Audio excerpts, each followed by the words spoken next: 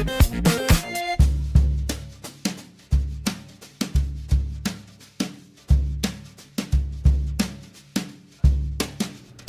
what is up guys, I'm KBHD here, and this is Apple's new flagship phone for the next year, the iPhone 6. So there's a new design this year for Apple's flagship, and of course the theme here is thin and light. This phone is 6.9 millimeters thin, and it's all one piece of aluminum rounded off at the corners.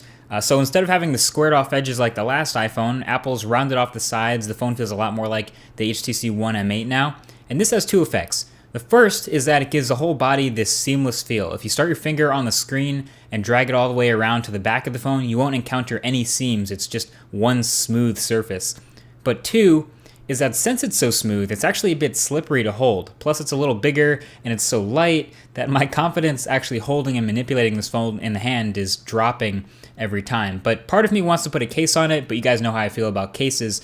So a high quality skin will suit me just fine. And of course Dbrand has a couple of badass skins for the iPhone 6 to help out this gripability. So I'll leave links to those right below the like button if you want to check those out. Highly recommended. But the rest of the build of this phone is definitely awesome. It's a bit bigger than the last iPhone, but I think it's a much better size now. And you only take a few minutes to get used to it before you look back at the iPhone 5S and it starts to look like a toy. It's obviously a bit bigger than other phones with a 4.7-inch display, since this one has a big old chin for the home button and a big forehead to match. But what's more striking than its size is, I think, the thinness. Again, 6.9 millimeters. That is crazy thin. Almost feels too thin and light to be a working phone. It feels almost the same weight as the dummy phone. It's so thin, in fact, that the camera lens on the back protrudes out a bit. Now, this turns out to be not a huge deal since it's coated in sapphire anyway, and it just rocks a bit when it's placed on a flat surface, but that's minor. So this is the first iPhone to move the power button from the top to the side of the phone, and that's good. That's what other bigger phones have been doing for years, and that's much easier to reach, and also it has a physical mute switch, and I think that's a nice touch. Most phones don't do this yet, but it sometimes got switched off in my pocket every once in a while, but I like the physical mute button. So I have a few mixed feelings overall about the build of the phone since it's so razor thin, but it's definitely built well. It shouldn't bend in your pocket or anything. Actually, I think the worst quirk about the hardware is the speaker on the bottom. It's a pretty loud speaker. I mean, it's got decent mids and highs, and it's a little bit tinny, but the thing is, it's a small downward-facing driver, so it's really easy to accidentally block it when you're holding the phone watching a video or playing a game. Now, I know the elephant in the room right now is the iPhone 6 Plus, which is the companion 5.5-inch iPhone that Apple released alongside the iPhone 6 a couple of weeks ago. And basically, my opinion on that is this. I'm going to review it separately in a completely different video, and that's upcoming. But if you're trying to decide between the 6 and the 6 Plus, consider this.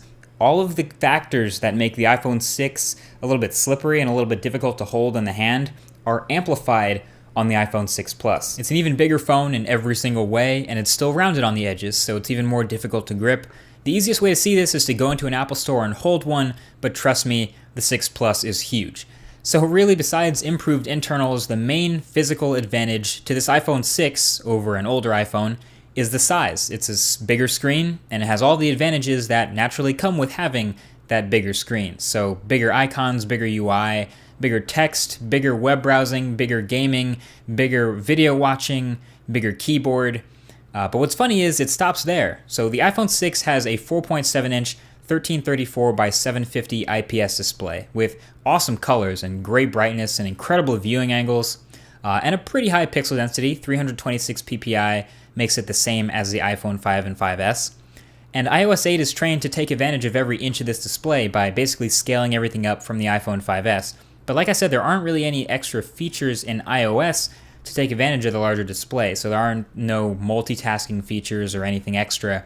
There is Apple's interestingly implemented reachability, which is basically to make one-handed use easier, so you can double touch the home button to move the UI halfway down the display so you can interact with the top half of stuff. I sometimes use this to reach those top corner buttons in apps or pull down the notification bar when I'm feeling lazy, but yeah, that's about it as far as Apple's extra features for a big screen go.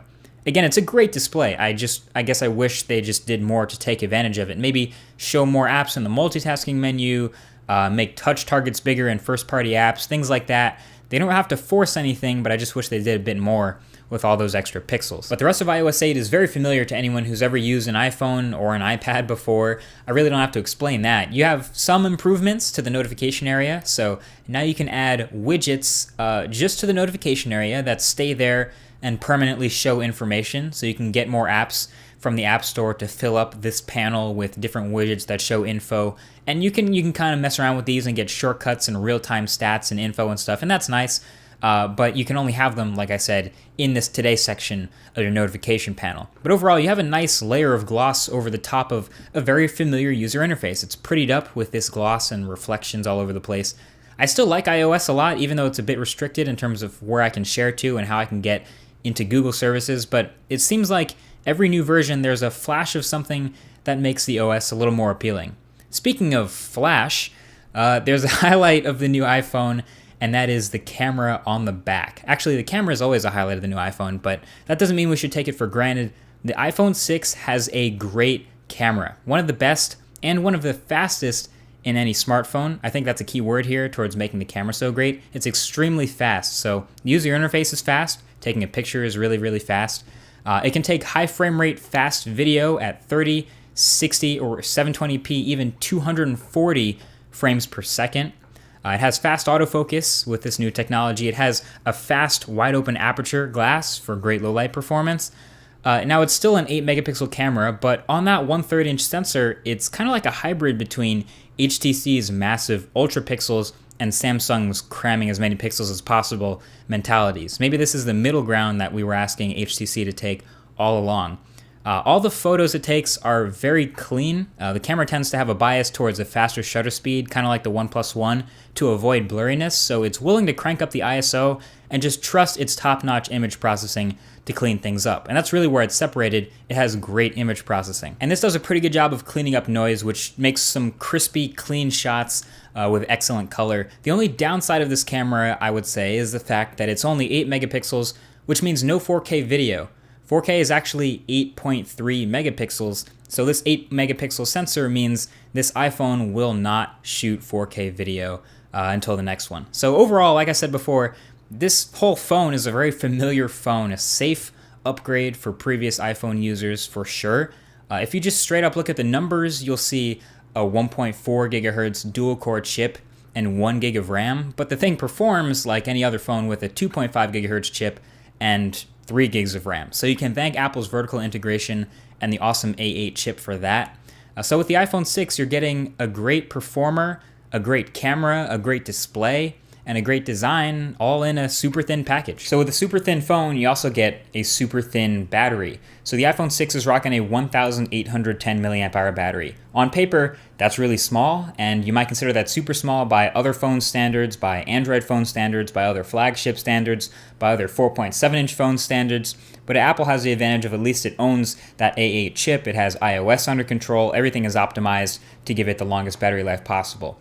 So I would summarize by saying it has about 10 to 15% better battery life than the iPhone 5S. It's not amazingly great, but it's not bad. It has the advantage of having a really good standby time, so if you don't use it a lot during the day, or if you have a light usage day, you'll probably make it throughout the day not having any problems. You can go to sleep with 100% battery, forget to charge it, and wake up with 98%. So that's great. But on a heavy day, if you're doing a lot of web browsing, a lot of photo and video taking, a lot of video watching, a lot of gaming, if you're doing a lot of stuff where the screen on time is high during that day, you're probably not going to make it to the end of the day, and you're going to have to go find a charger before the day is out.